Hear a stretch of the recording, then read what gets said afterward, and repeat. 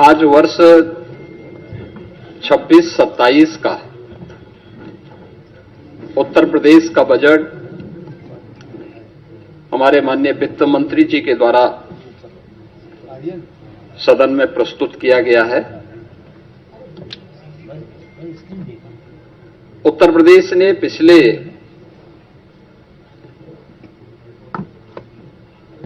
9 वर्ष के दौरान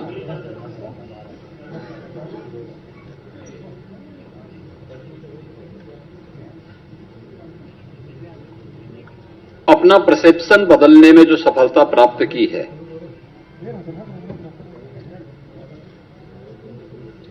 पॉलिसी पैरालिसिस से उभर करके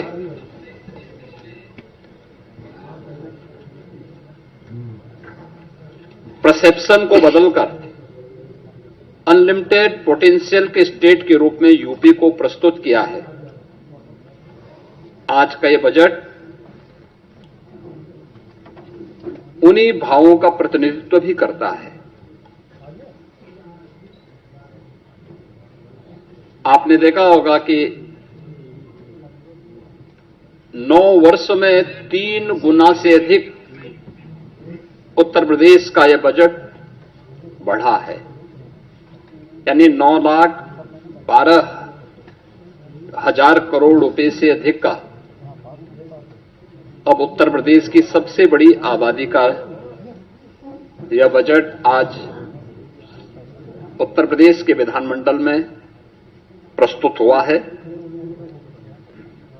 और अगर बजट की मैं थीम कहूं तो यह सुरक्षित नारी, सक्षम युवा, खुशहाल किसान और हाथ को काम, तकनीकी निवेश से समृद्ध होता उत्तर प्रदेश के लिए समर्पित यह बजट 9 वर्ष के नवनिर्माण की एक नई गाथा को देशवासियों के सामने प्रस्तुत करता है।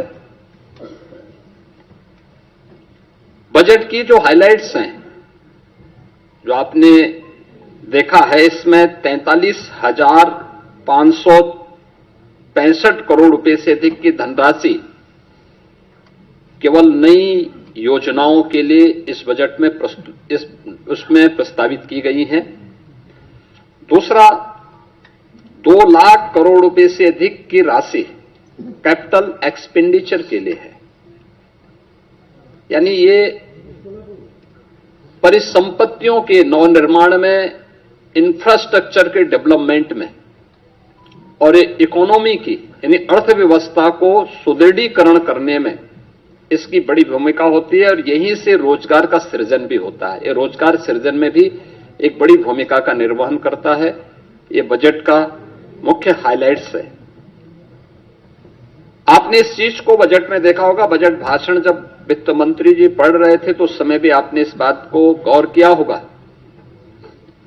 कि बजट में जो हमारी एफआरबीएम की सीमा है, यानी पिछले 9 वर्ष में यह हमारी सरकार का 10वां बजट है और पहली बार हुआ है जब किसी मुख्यमंत्री को 10वां बजट प्रस्तुत करने का अवसर प्राप्त हुआ है यूपी जैसे राज्य में। इससे पहले कभी नहीं हुआ। दूसरा है कि इन 9 वर्षों में एक भी टैक्स नहीं लगाया गया। तीसरा है, यूपी के अंदर जो भी कर चोरी थी, लीकेजेस थे, इन सबको रोक करके कुशल वित्तीय प्रबंधन के माध्यम से बेमारू राज्य से उत्तर प्रदेश को भारत की अर्थव्यवस्था का एक ब्रेक थ्रू के रूप में प्रस्तुत करते हुए रेवेन्यू सरप्लस स्टेट के रूप में प्रस्तुत करने में सफलता प्राप्त हुई है। 2017 में जिस राज्य में ऋणग्रस्तता थी और वह उसकी 30% से अधिक थी, उसे घटा करके हम लोगों ने अगले ही 2-3 वर्षों के अंदर 27% में लाने में सफलता प्राप्त की थी। लेकिन 3 वर्ष का जो कोविड कालखंड था, इसके कारण यह सीमा बढ़ी थी। हम इसे फिर से 27% में लाने में सफल हुए हैं और हमारा इस वित्तीय वर्ष में यह लक्ष्य है कि हम इसको 23% तक लेके आ जाएं। यानी जो रिजर्व बैंक ने तय किया है कि किसी भी राज्य की जो कुल जीएसडीपी होगी उसकी 30% से अधिक ऋण उस पर नहीं होना चाहिए। उत्तर प्रदेश देश के उन राज्यों में है जिस राज्य के पास जो भी एफआरबीएम की सीमा तय की गई है उसके अधीन उत्तर प्रदेश ने अपने वित्तीय प्रबंधन को रखा है और उत्तर प्रदेश की ऋणग्रस्तता उसी के अधीन उत्तर प्रदेश के अंदर देखने को मिल रही है। यह हमारा कुशल वित्तीय अनुशासन भी है। बिना अतिरिक्त टैक्स लगाए हुए उत्तर प्रदेश के अंदर वेलफेयर की स्कीम को, इंफ्रास्ट्रक्चर की स्कीम को और प्रत्येक सेक्टर में नई ऊंचाइयों को प्राप्त करते हुए विकास के नित नए सोपान को स्थापित करते हुए आज उत्तर प्रदेश जिस दिशा में आगे बढ़ा है, अपनी अर्थव्यवस्था को मजबूत किया है, उसके बल पर उत्तर प्रदेश आज देश की टॉप 3 इकोनॉमी में एक है। देश की जो टॉप 3 इकोनॉमी है उनमें से उत्तर प्रदेश की एक है।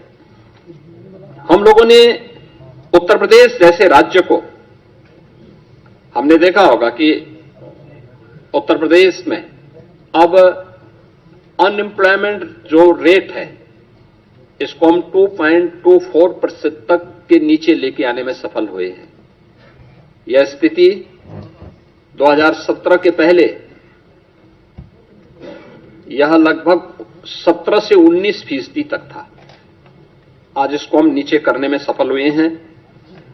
जॉब लेड ग्रोथ को लेकर के हम लोगों ने इस पूरे बजट की जो हमारी सोच है, युवाओं के प्रति समर्पित भाव के साथ जो भी ग्रोथ हो वह उनके एम्प्लॉयमेंट को लेकर के भी हो और युवाओं के एम्प्लॉयमेंट पर विशेष रूप से ध्यान देते हुए एमएसएमई, स्टार्टअप, ओडीओपी और स्थानीय उद्यमियों को विकसित करते हुए बृहद निवेश की नई योजना के साथ उत्तर प्रदेश को इन्वेस्टमेंट डेस्टिनेशन के साथ एम्प्लॉयमेंट जनरेटर के रूप में भी एक बड़ी भूमिका के साथ आगे बढ़ाने का तय। और इसके लिए आपने बजट में इन चीजों को देखा होगा, कैसे उत्तर प्रदेश ने अब उस दिशा में कार्य करना प्रारंभ किया। इमर्जिंग टेक्नोलॉजी को लेकर के आज जो बड़ी घोषणाएं हुई हैं, उन बड़ी घोषणाओं में जो बहुत महत्वपूर्ण सेक्टर है कि उत्तर प्रदेश सरकार जहां पे चल रहा है, आपने देखा होगा उत्तर प्रदेश राज्य में हमेशा इस बात को देखने को मिलता था कि अलग अलग विभाग अलग अलग समय में अलग अलग डाटा प्रस्तुत करते थे। हमारी सरकार ने तय किया है कि हम यूपी के अंदर एक स्टेट डाटा अथॉरिटी का गठन करेंगे। स्टेट डाटा अथॉरिटी या उत्तर प्रदेश के अंदर रियल टाइम डाटा और उसकी रियल टाइम मॉनिटरिंग के साथ साथ उसके लिए भविष्य की योजनाओं को, यह भी बजट में इसका प्रावधान, इसके लिए भी धनराशि की व्यवस्था की गई है। मेडटेक और डीपटेक के लिए EI मिशन की घोषणा, यह भी इस बजट के अंदर है, जिससे युवाओं के लिए स्किल युवा को अधिक से अधिक जॉब हम उपलब्ध करवा सकें। इसके लिए उनकी स्किलिंग की प्लानिंग भी इस बजट में, उसका महिला उद्यमी उत्पाद और विपणन केंद्र के रूप में उसे विकसित करना, सी मार्ट के रूप में लोकल स्तर पर एसएचजीज के माध्यम से उन महिलाओं को प्रोत्साहित करने के लिए एक बड़ी घोषणा ये भी है, जिसमें स्थानीय स्तर की महिलाएं एसएचजीज के माध्यम से जो अपना लोकल गांव में, शहरी क्षेत्र में अपना प्रोडक्ट बनाती हैं, महिला स्वयंसेवी समूहों को प्रोत्साहित करने के लिए स्कीम एक महत्वपूर्ण भूमिका का निर्वहन करेगा। City economic zone SCR, Kashi Mirzapur economic zone, Prayagraj Chitrakoot economic zone, Kanpur Jhansi economic zone, ये क्लस्टर डेवलप करने की एक नई कार्रवाई को आगे बढ़ाने के लिए भी बजट में प्रावधान किया गया है। और ईज ऑफ डूइंग बिजनेस के बाद जन विश्वास सिद्धांत, देखिए बहुत महत्वपूर्ण बात है यह जन विश्वास सिद्धांत, ईज ऑफ डूइंग बिजनेस। हम 17 में जब आए थे, यूपी का ईज ऑफ डूइंग बिजनेस में जो रैंकिंग थी वह लगभग 13-14 पे रैंकिंग थी हमारी। हम लोगों ने पहले 3 वर्ष के अंदर इसको नंबर 2 पर लाने में सफलता प्राप्त की। फिर यूपी ने चीफ अचीवर स्टेट के रूप में अपने आप को स्थापित किया। अब हम जन विश्वास सिद्धांत के रूप में निवेश करने वाले निवेशक को सिंगल विंडो सचमुच दिखाई दे, इसके लिए उन सभी चीजों में रिलैक्स करना, रजिस्ट्रेशन, लाइसेंसिंग आदि की कार्रवाई को अधिक सरल और सहज बनाने के लिए हमें इस दिशा में आगे कार्य कर, इस दिशा में इसको अब लागू करने की दिशा में यूपी आगे बढ़ा है। प्रदेश में डिजिटल एंटरप्रेन्योरशिप योजना, इस स्कीम को भी यूपी ने आगे बढ़ाने की दिशा में इस बजट में इस पर कार्य किया है। लेकिन इन सभी पर हमें सफलता तब मिली है जब प्रदेश के अंदर उस प्रकार के वातावरण को बनाने में हमें सफलता प्राप्त हुई। खासतौर पर उसके लिए प्रयास किए गए रूल ऑफ लॉ, यही रियल ग्रोथ है, यही उसकी गारंटी है। यानी rule of law real growth की गारंटी है। हर व्यक्ति सुरक्षा की गारंटी चाहता है और वह गारंटी आज यूपी दे रहा है। सुरक्षा है, स्मार्ट पुलिसिंग है और त्वरित न्याय व्यवस्था, यह नागरिकों को भी और निवेशकों को भी दोनों को सुरक्षित और एक भरोसेमंद वातावरण देने में एक बड़ी भूमिका का निर्वहन करता है। इससे प्रदेश में एम्प्लॉयमेंट क्रिएट हुआ है दोनों स्तर पर। अब कोई सोच सकता था यूपी में 50 लाख करोड़ रुपए से अधिक का निवेश के प्रस्ताव आएंगे? यूपी का मृत प्राय सा हो गया एमएसएमई सेक्टर, फिर से ग्रोथ करके 3 करोड़ से अधिक नौजवानों के लिए नौकरी और रोजगार की संभावनाओं को विकसित करेगा। आज ये यूपी में संभव हो रहा है, आज ये यूपी में दिखाई दे रहा है, यूपी में हुआ है। और उसी दिशा में यह बजट इमर्जिंग टेक्नोलॉजी को फोकस करते हुए आज यहां पे प्रस्तुत किया गया है। इस बजट में कुछ अन्य सेक्टर को भी छुआ गया। अन्नदाता किसान, अन्नदाता किसान भारत जैसे कृषि प्रधान देश की अर्थव्यवस्था और उसके विकास की धुरी है। हमारा यह मानना है कि अन्नदाता किसान, यह अन्नदाता केवल लाभार्थी नहीं है, यह विकास का भागीदार है। अब अन्नदाता से उसे उद्यमी बनाने की दिशा में नए प्रयास क्या हो सकते हैं, इस दिशा में एक नए प्रयास, इस विकास की यात्रा में प्रदेश का अन्नदाता भी सक्रिय साझेदार बने। इस दिशा से कृषि को इनकम बेस्ड और वैल्यू एडिशन मॉडल के रूप में प्रस्तुत करने के लिए इस बजट में उसका प्रावधान किया गया है। इसके अलावा कृषि विभाग में डीजल पंप सेट को, जो भी प्रदेश के अंदर आपने देखा होगा, हम लोगों ने सिंचाई की क्षमता का विस्तार किया है। 40 लाख के आसपास ट्यूबवेल ऐसे थे जिनमें से 16 लाख ट्यूबवेल जिनका इलेक्ट्रिफिकेशन पहले से था, हमने उन्हें फ्री बिजली की व्यवस्था की। लेकिन 23 लाख ट्यूबवेल्स ऐसे थे जो डीजल से संचालित हो रहे हैं, उन्हें फेज वाइज सोलर के साथ जोड़ने की एक बड़ी स्कीम के लिए हम लोगों ने इस बजट में घोषणा की है। ये सोलर पैनल क्लस्टर रूप में भी और इंडिविजुअल रूप में भी हम उसको आगे बढ़ाएंगे। पीएम कुसुम योजना का लाभ भी उसके साथ जोड़ेंगे और इसके तहत एक बड़ी स्कीम की घोषणा इस बजट में हुई है, जिसमें अनुसूचित जाति, जनजाति, महिला और लघु सीमांत किसानों को 90% अनुदान और अन्य किसानों के लिए 80% किसान इसमें सब्सिडी की घोषणा हम लोगों ने की है। दूसरा है अंतर्राष्ट्रीय महिला किसान वर्ष 26 के तहत नाबार्ड नेप किसान के साथ एफपीओज हेतु भी एक रिवॉल्विंग फंड की व्यवस्था, यानी जो एफपीओज संचालित करते हैं उन एफपीओज के लिए भी उन्हें अतिरिक्त सुविधा और उसको फैसिलिटेट किया जा सके, इस दिशा से भी सरकार ने बजट में घोषणा की है। गन्ना के साथ ही तिलहनी और दलहनी अंतः फसली खेती, यानी अब तक होता क्या, हम एक फसल लेते थे एक समय में, गन्ना के साथ कोई दूसरी फसल नहीं ले पाते थे। इसके साथ भी उस दलहनी और तिलहनी फसलों को बोया जा सकता है, दोनों को लाभ होगा। लेकिन इससे पहले कुछ प्रगतिशील किसानों को हम लोगों ने प्रोत्साहित किया, लेकिन इस बजट में हम लोगों ने इसके लिए अच्छा प्रावधान किया है और यूपी के किसानों का जो प्रोडक्ट है वह एक्सपोर्ट हो सके, इसके लिए एग्री एक्सपोर्ट हब्स के रूप में हम लोगों ने नोएडा इंटरनेशनल एयरपोर्ट को विकसित करने की कार्रवाई आगे की है।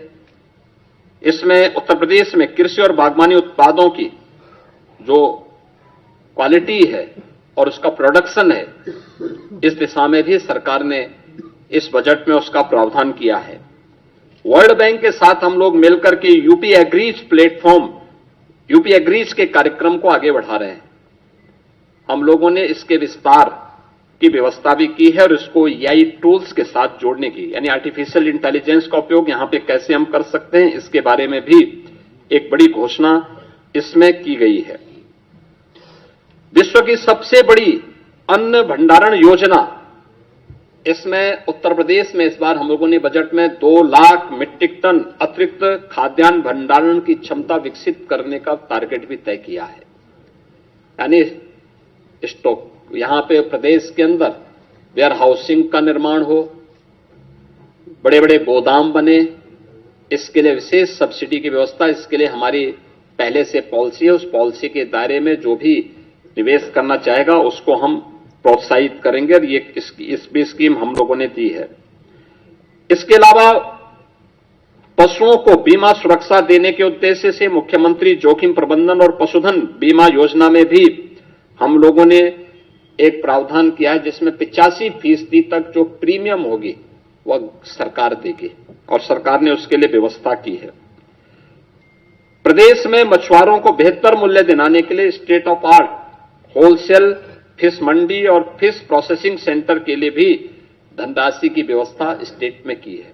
लैंड ऑफ स्टेट में यूपी की प्रगति इस दिशा में देश के अंदर अग्रणी राज्यों में है और इस दिशा में उस जो कार्य करने की संभावनाएं हैं, इसमें वर्ल्ड फिशरीज प्रोजेक्ट सेंटर की स्थापना का भी एक बड़े कार्यक्रम को हम आगे बढ़ा रहे हैं, जिसको एक सेंटर ऑफ एक्सीलेंस के रूप में विकसित करने की कार्रवाई को भी व्यवस्था की है।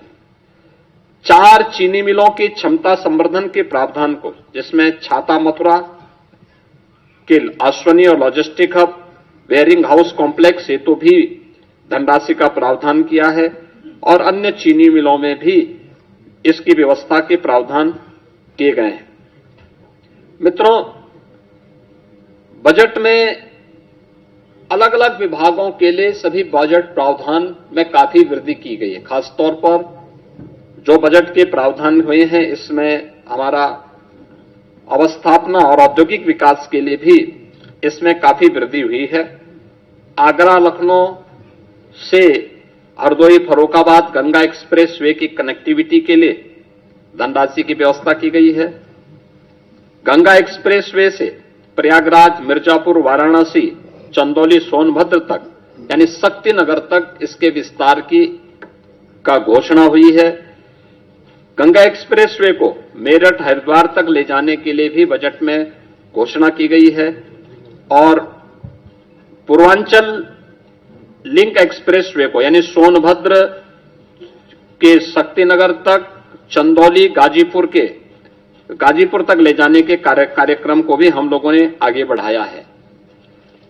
यूपी बायोफ्यूल प्लास्टिक केंद्र को भी विकसित करने की कार्रवाई को हम लोगों ने आगे बढ़ाया है और एफडीआई फॉर्च्यून 500 के अंतर्गत आने वाली जो कंपनियां हैं, एफडीआई के लिए आने वाली कंपनियों के लिए भी विशेष प्रावधान हम लोगों ने इस बजट में उसकी घोषणा भी की है। इसके साथ ही एमएसएमई सेक्टर में काफी बड़ी संख्या में हम लोगों ने इसको प्रोत्साहित करने के लिए कार्य किया है और एक बड़ा घोषणा हर जिले में स्किल डेवलपमेंट के एक बड़े केंद्र को, जहां से हम हब एंड स्पोक मॉडल पर उस कार्यक्रम को आगे बढ़ा सकते हैं।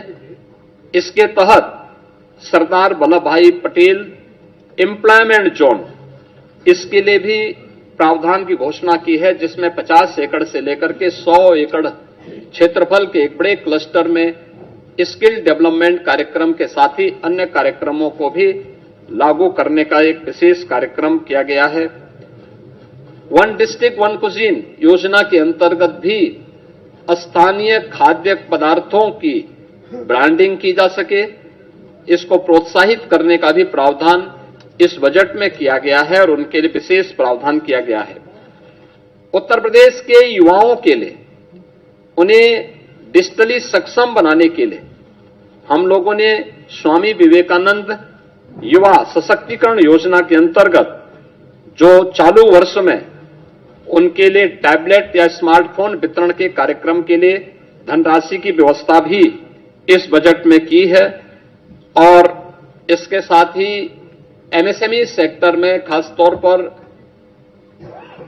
जो पुराने कंबल कारखाने थे, उन कंबल कारखानों को आधुनिकीकरण करने की दिशा में, क्योंकि हर वर्ष हम लोगों को, गरीबों को कंबल वितरण करने के लिए अतिरिक्त प्रावधान करने पड़ते हैं, उसके लिए भी हम लोगों ने इस बजट में इसका प्रस्ताव किया है।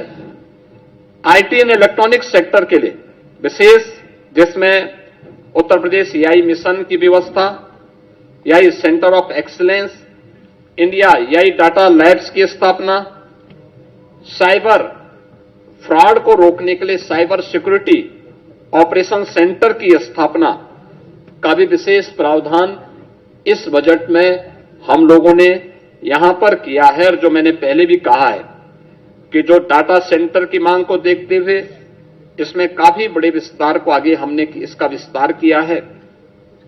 प्रदेश में कई डाटा सेंटर की वर्तमान में स्थापना हो रही है, लेकिन इनका डाटा सेंटर क्लस्टर की स्थापना हो जो एआई के लिए आवश्यक है, उस दिशा में आज सरकार ने इसकी भी घोषणा की और उसके लिए बजट की घोषणा की है और डाटा सेंटर क्लस्टर की इस नई योजना से भी हम लोग कार्यक्रम को आगे बढ़ा रहे हैं।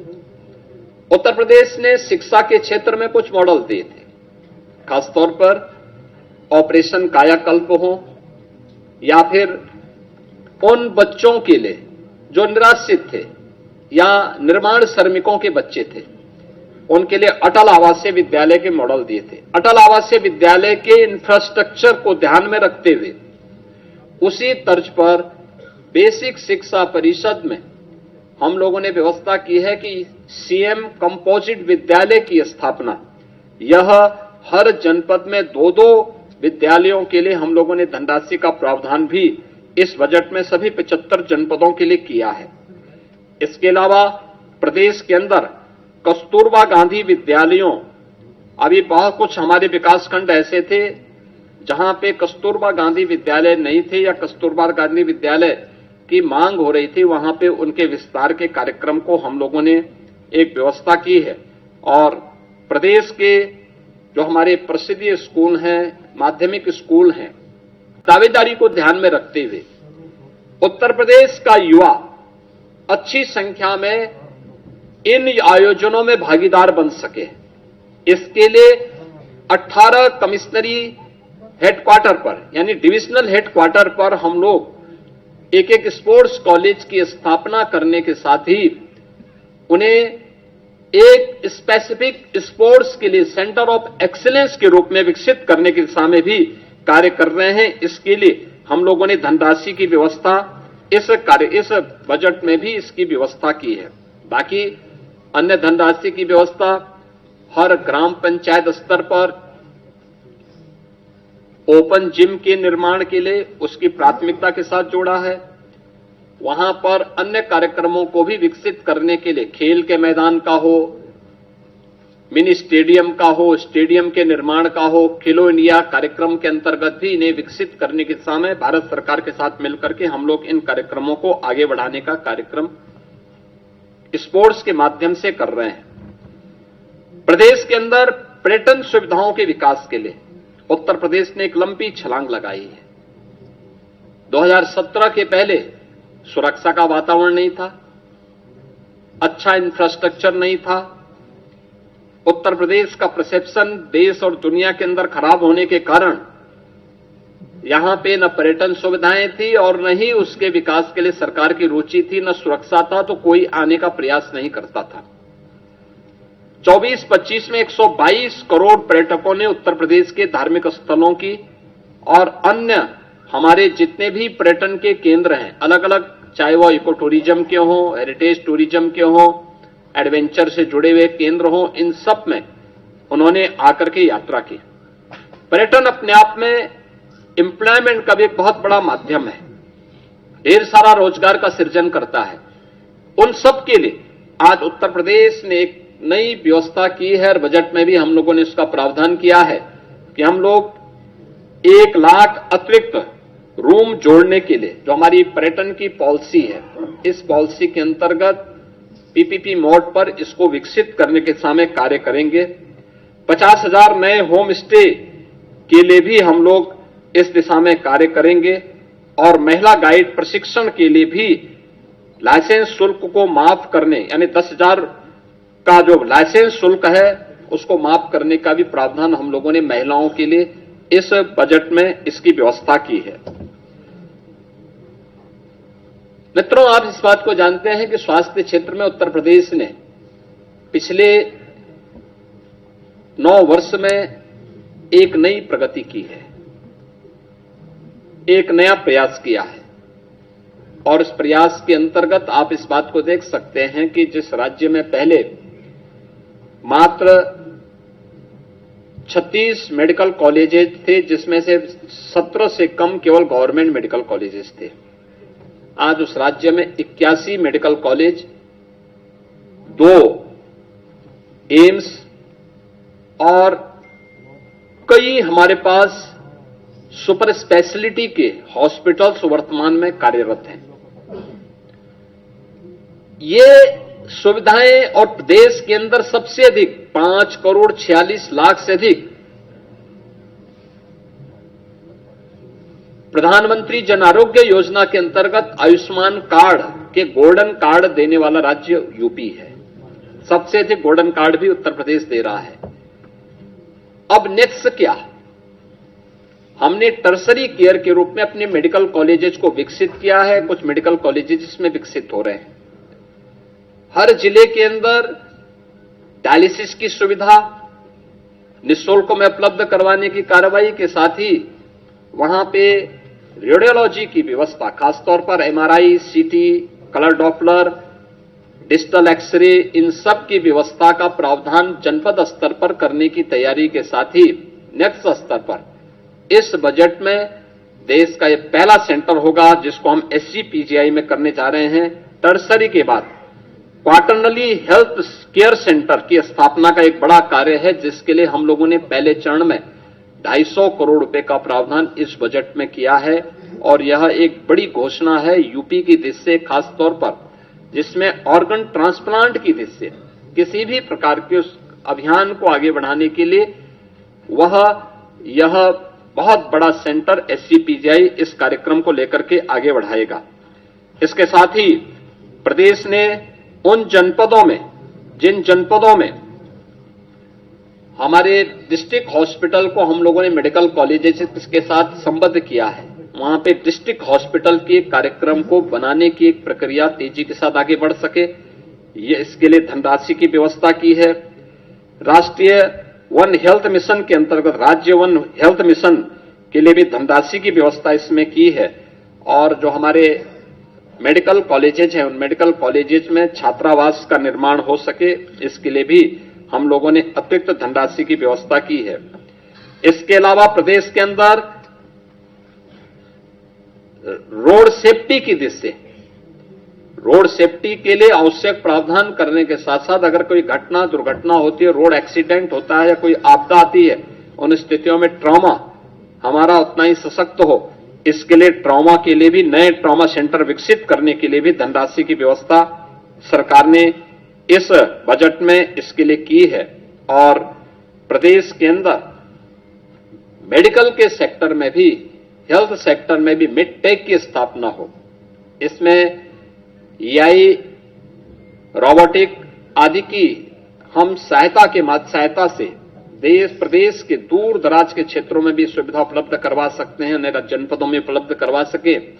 इसके लिए वर्तमान में हमारे 2 सेंटर ऑफ एक्सीलेंस, एक एसजीपीजीआई लखनऊ में और दूसरा आईआईटी कानपुर के साथ मिलकर के राज्य सरकार इसके लिए धनराशि की व्यवस्था की है और इसमें कार्य हमारा चल रहा है। हमने इसमें धनराशि की व्यवस्था भी की है। प्रदेश सरकार ने उच्च शिक्षा में बेटियों के लिए, खासतौर पर जो हमारी मेरिटोरियस छात्राएं हैं, उन बालिकाओं के लिए स्कूटी देने के कार्यक्रम के लिए भी धनराशि की व्यवस्था इस बजट में की है, जो बेटियों को सुगम यातायात के लिए और उस व्यवस्था को और सुगम बनाने में सरकार, यानी स्मार्टफोन, आपका जो है टैबलेट के साथ, स्मार्टफोन के साथ या स्मार्टफोन के साथ ये व्यवस्था अतिरिक्त उनके लिए वहां पे उपलब्ध करवाई जा रही है। इसके अलावा प्रदेश के अंदर हम लोगों ने दिव्यांगजन कल्याण के अंतर्गत स्कूल में या कोई ट्रेनिंग ले रही दिव्यांग छात्रा के लिए ई ट्राईसाइकिल यानी मोटराइज ट्राईसाइकिल उपलब्ध करवाने के लिए भी एक व्यवस्था की है। प्रदेश के अंदर डीडीआरसी की स्थापना हो, दिव्यांग जनों के लिए उनके नजदीक के सेंटर में ही कृत्रिम अंग उपकरण वितरण के लिए स्क्रीनिंग और उपकरण वितरण हो सके, उनको ये सुविधा उपलब्ध हो सके, इसके लिए बजट में इसका प्रावधान किया गया है। 3 से 7 वर्ष के दिव्यांग बच्चों के लिए शिक्षण प्रशिक्षण के लिए डे केयर सेंटर की स्थापना के लिए भी धनराशि की व्यवस्था की गई है।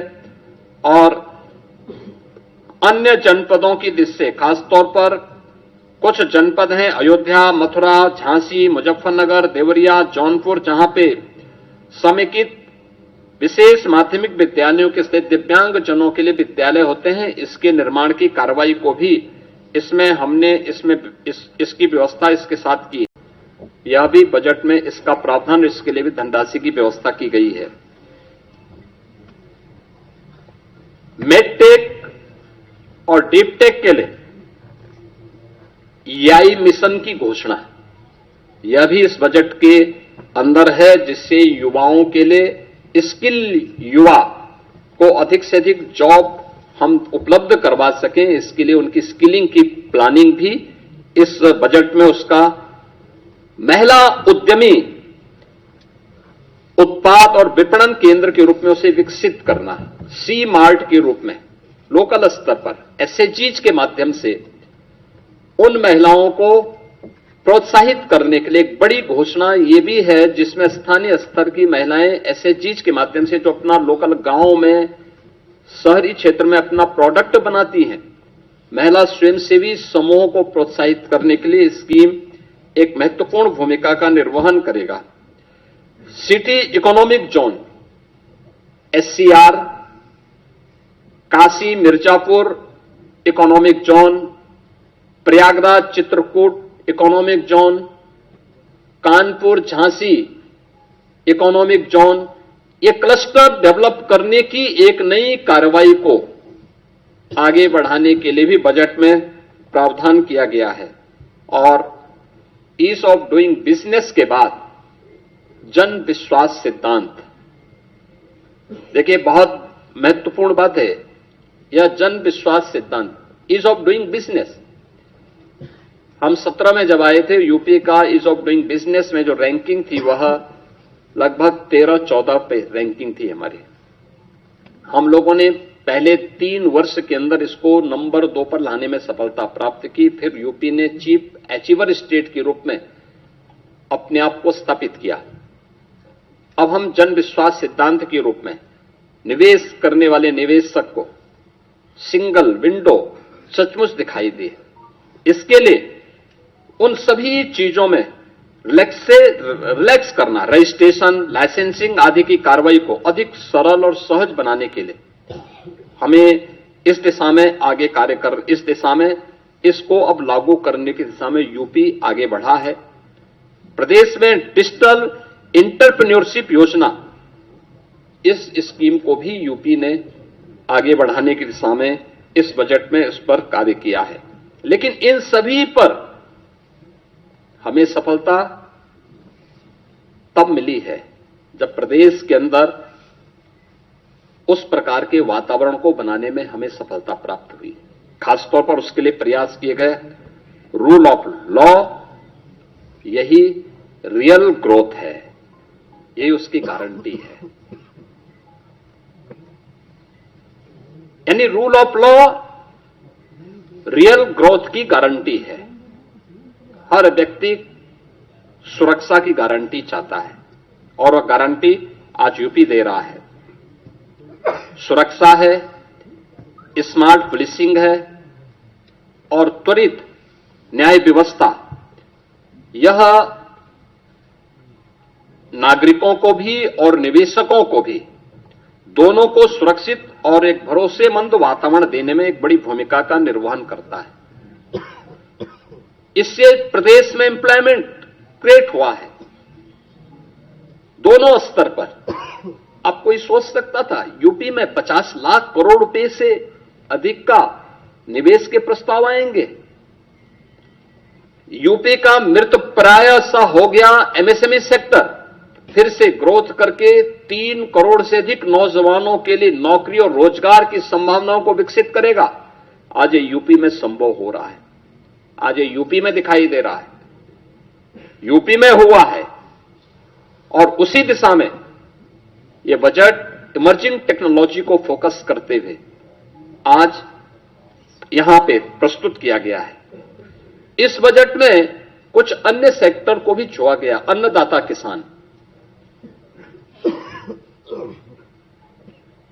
अन्नदाता किसान भारत जैसे कृषि प्रधान देश की अर्थव्यवस्था और उसके विकास की धुरी है। हमारा यह मानना है कि अन्नदाता किसान, यह अन्नदाता केवल लाभार्थी नहीं है, यह विकास का भागीदार है। अब अन्नदाता से उसे उद्यमी बनाने की दिशा में नए प्रयास क्या हो सकते हैं, इस दिशा में एक नए प्रयास, इस विकास की यात्रा में प्रदेश का अन्नदाता भी सक्रिय साझेदार बने। इस दिशा से कृषि को इनकम बेस्ड और वैल्यू एडिशन मॉडल के रूप में प्रस्तुत करने के लिए इस बजट में उसका प्रावधान किया गया है। इसके अलावा कृषि विभाग में डीजल पंप सेट को, जो भी प्रदेश के अंदर आपने देखा होगा, हम लोगों ने सिंचाई की क्षमता का विस्तार किया है। 40 लाख के आसपास ट्यूबवेल ऐसे थे जिनमें से 16 लाख ट्यूबवेल जिनका इलेक्ट्रिफिकेशन पहले से था, हमने उन्हें फ्री बिजली की व्यवस्था की। लेकिन 23 लाख ट्यूबवेल्स ऐसे थे जो डीजल से संचालित हो रहे हैं, उन्हें फेज वाइज सोलर के साथ जोड़ने की एक बड़ी स्कीम के लिए हम लोगों ने इस बजट में घोषणा की है। ये सोलर पैनल क्लस्टर रूप में भी और इंडिविजुअल रूप में भी हम उसको आगे बढ़ाएंगे। पीएम कुसुम योजना का लाभ भी उसके साथ जोड़ेंगे और इसके तहत एक बड़ी स्कीम की घोषणा इस बजट में हुई है, जिसमें अनुसूचित जाति, जनजाति, महिला और लघु सीमांत किसानों को 90% अनुदान और अन्य किसानों के लिए 80% किसान इसमें सब्सिडी की घोषणा हम लोगों ने की है। दूसरा है अंतर्राष्ट्रीय महिला किसान वर्ष 26 के तहत नाबार्ड ने किसान के साथ एफपीओज हेतु भी एक रिवॉल्विंग फंड की व्यवस्था, यानी जो एफपीओज संचालित करते हैं उन एफपीओज के लिए भी उन्हें अतिरिक्त सुविधा और उसको फैसिलिटेट किया जा सके, इस दिशा से भी सरकार ने बजट में घोषणा की है। गन्ना के साथ ही तिलहनी और दलहनी अंतः फसली खेती, यानी अब तक होता क्या, हम एक फसल लेते थे एक समय में, गन्ना के साथ कोई दूसरी फसल नहीं ले पाते थे। इसके साथ भी उस दलहनी और तिलहनी फसलों को बोया जा सकता है, दोनों को लाभ होगा। लेकिन इससे पहले कुछ प्रगतिशील किसानों को हम लोगों ने प्रोत्साहित किया, लेकिन इस बजट में हम लोगों ने इसके लिए अच्छा प्रावधान किया है और यूपी के किसानों का जो प्रोडक्ट है वह एक्सपोर्ट हो सके, इसके लिए एग्री एक्सपोर्ट हब्स के रूप में हम लोगों ने नोएडा इंटरनेशनल एयरपोर्ट को विकसित करने की कार्रवाई आगे की है। इसमें उत्तर प्रदेश में कृषि और बागवानी उत्पादों की जो क्वालिटी है और उसका प्रोडक्शन है, इस दिशा में भी सरकार ने इस बजट में उसका प्रावधान किया है। वर्ल्ड बैंक के साथ हम लोग मिलकर के UP agrees platform, UP agrees के कार्यक्रम को आगे बढ़ा रहे हैं। हम लोगों ने इसके विस्तार की व्यवस्था भी की है और इसको एआई टूल्स के साथ जोड़ने की, यानी आर्टिफिशियल इंटेलिजेंस का उपयोग यहां पे कैसे हम कर सकते हैं, इसके बारे में भी एक बड़ी घोषणा इसमें की गई है। विश्व की सबसे बड़ी अन्न भंडारण योजना, इसमें उत्तर प्रदेश में इस बार हम लोगों ने बजट में 2 लाख मीट्रिक टन अतिरिक्त खाद्यान्न भंडारण की क्षमता विकसित करने का टारगेट भी तय किया है। यानी स्टॉक, यहां पे प्रदेश के अंदर वेयर हाउसिंग का निर्माण हो, बड़े बड़े गोदाम बने, इसके लिए विशेष सब्सिडी की व्यवस्था, इसके लिए हमारी पहले से पॉलिसी है, उस पॉलिसी के दायरे में जो भी निवेश करना चाहेगा उसको हम प्रोत्साहित करेंगे और ये इस भी स्कीम हम लोगों ने दी है। इसके अलावा पशुओं को बीमा सुरक्षा देने के उद्देश्य से मुख्यमंत्री जोखिम प्रबंधन और पशुधन बीमा योजना में भी हम लोगों ने एक प्रावधान किया है, जिसमें 85% तक जो प्रीमियम होगी वह सरकार देगी और सरकार ने उसके लिए व्यवस्था की है। प्रदेश में मछुआरों को बेहतर मूल्य दिलाने के लिए state of art wholesale fish mandi और फिश प्रोसेसिंग सेंटर के लिए भी धनराशि की व्यवस्था स्टेट में की है। लैंड ऑफ स्टेट में यूपी की प्रगति इस दिशा में देश के अंदर अग्रणी राज्यों में है और इस दिशा में उस जो कार्य करने की संभावनाएं हैं, इसमें वर्ल्ड फिशरीज प्रोजेक्ट सेंटर की स्थापना का भी एक बड़े कार्यक्रम को हम आगे बढ़ा रहे हैं, जिसको एक सेंटर ऑफ एक्सीलेंस के रूप में विकसित करने की कार्रवाई को भी व्यवस्था की है। 4 चीनी मिलों की क्षमता संवर्धन के प्रावधान को, जिसमें छाता मथुरा के अश्वनी और logistic hub wearing house complex हेतु भी धनराशि का प्रावधान किया है और अन्य चीनी मिलों में भी इसकी व्यवस्था के प्रावधान किए गए हैं।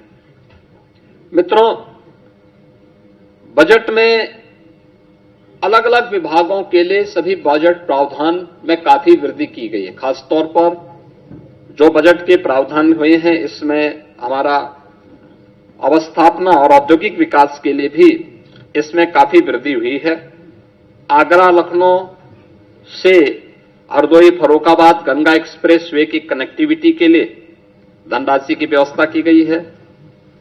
गंगा एक्सप्रेस वे से प्रयागराज, मिर्जापुर, वाराणसी, चंदौली, सोनभद्र तक यानी शक्तिनगर तक इसके विस्तार का घोषणा हुई है। गंगा एक्सप्रेस वे को मेरठ, हरिद्वार तक ले जाने के लिए भी बजट में घोषणा की गई है और पूर्वांचल लिंक एक्सप्रेस वे को यानी सोनभद्र के शक्तिनगर तक, चंदौली, गाजीपुर के गाजीपुर तक ले जाने के कार्यक्रम को भी हम लोगों ने आगे बढ़ाया है। यूपी बायोफ्यूल प्लास्टिक केंद्र को भी विकसित करने की कार्रवाई को हम लोगों ने आगे बढ़ाया है और एफडीआई फॉर्च्यून 500 के अंतर्गत जो आने वाली जो कंपनियां हैं, एफडीआई के लिए आने वाली कंपनियों के लिए भी विशेष प्रावधान हम लोगों ने इस बजट में उसकी घोषणा भी की है। इसके साथ ही एमएसएमई सेक्टर में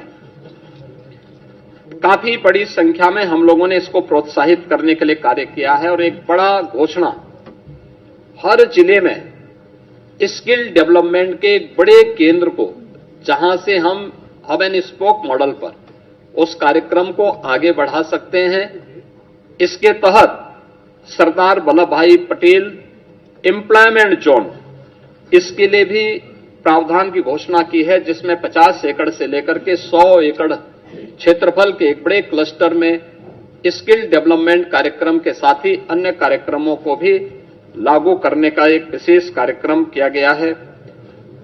वन डिस्ट्रिक्ट वन कुजीन योजना के अंतर्गत भी स्थानीय खाद्य पदार्थों की ब्रांडिंग की जा सके, इसको प्रोत्साहित करने का भी प्रावधान इस बजट में किया गया है और उनके लिए विशेष प्रावधान किया गया है। उत्तर प्रदेश के युवाओं के लिए उन्हें डिजिटली सक्षम बनाने के लिए हम लोगों ने स्वामी विवेकानंद युवा सशक्तिकरण योजना के अंतर्गत जो चालू वर्ष में उनके लिए टैबलेट या स्मार्टफोन वितरण के कार्यक्रम के लिए धनराशि की व्यवस्था भी इस बजट में की है और इसके साथ ही एमएसएमई सेक्टर में खासतौर पर जो पुराने कंबल कारखाने थे, उन कंबल कारखानों को आधुनिकीकरण करने की दिशा में, क्योंकि हर वर्ष हम लोगों को, गरीबों को कंबल वितरण करने के लिए अतिरिक्त प्रावधान करने पड़ते हैं, उसके लिए भी हम लोगों ने इस बजट में इसका प्रस्ताव किया है। आईटी एंड इलेक्ट्रॉनिक्स सेक्टर के लिए विशेष, जिसमें उत्तर प्रदेश एआई मिशन की व्यवस्था, AI centre of excellence, India AI data labs की स्थापना, साइबर फ्रॉड को रोकने के लिए साइबर सिक्योरिटी ऑपरेशन सेंटर की स्थापना का भी विशेष प्रावधान इस बजट में हम लोगों ने यहां पर किया है। और जो मैंने पहले भी कहा है कि जो डाटा सेंटर की मांग को देखते हुए इसमें काफी बड़े विस्तार को आगे हमने इसका विस्तार किया है। प्रदेश में कई डाटा सेंटर की वर्तमान में स्थापना हो रही है, लेकिन इनका डाटा सेंटर क्लस्टर की स्थापना हो जो एआई के लिए आवश्यक है, उस दिशा में आज सरकार ने इसकी भी घोषणा की और उसके लिए बजट की घोषणा की है। और डाटा सेंटर क्लस्टर की इस नई योजना से भी हम लोग कार्यक्रम को आगे बढ़ा रहे हैं।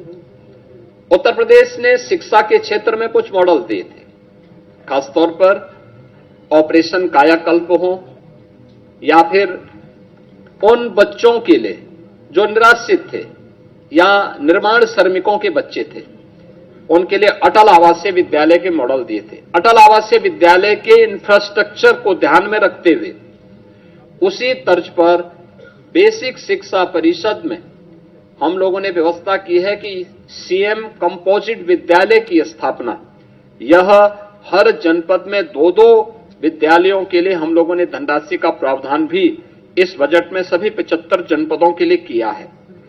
इसके अलावा प्रदेश के अंदर कस्तूरबा गांधी विद्यालयों, अभी बहुत कुछ हमारे विकासखंड ऐसे थे जहां पे कस्तूरबा गांधी विद्यालय नहीं थे या कस्तूरबा गांधी विद्यालय की मांग हो रही थी, वहां पे उनके विस्तार के कार्यक्रम को हम लोगों ने एक व्यवस्था की है।